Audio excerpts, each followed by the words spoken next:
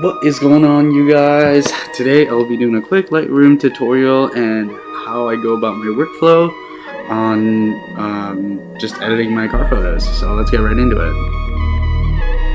So I got Lightroom opened up here on my Windows laptop here, and we're just gonna get right into it. So first of all, we're gonna do, this is a before and that's an after, and we're gonna go through the process of how I go about doing that. So to make this fair, we're going to reset the edits in this one photo. So firstly, what I like to do is crop the photo and make sure, you know, it's kind of lined up to how I want it. I like to usually look at the buildings and any posts that are vertical, then it kind of makes everything pretty hunky-dory. And there we go. So now what I like to do is kind of decrease the exposure here, play around with our lighting. Now the reason I want to do that is so that I could decrease the highlights, and then we're going to increase the shadows so that we get a bit more detail on our dark areas. Same thing with our highlights, I'll kind of decrease that a little bit, and that's totally fine. And then we're going to increase the contrast just a hair. Same with our blacks, increase it a little bit, and then lower our highlights.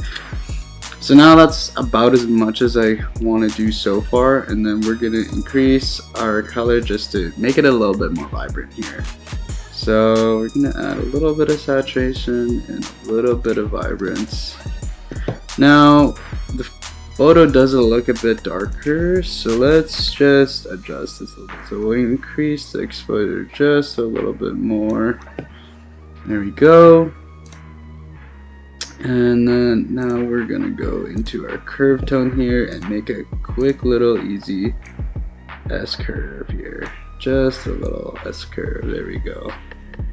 Very slight adjustment. So now that's kind of roughly where I'd want it, and now we're gonna go down into our effects.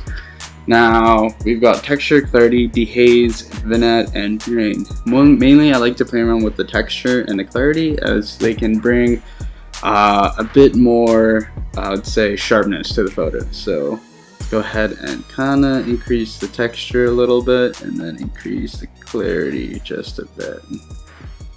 And honestly, just from doing that, the photo is looking pretty great already.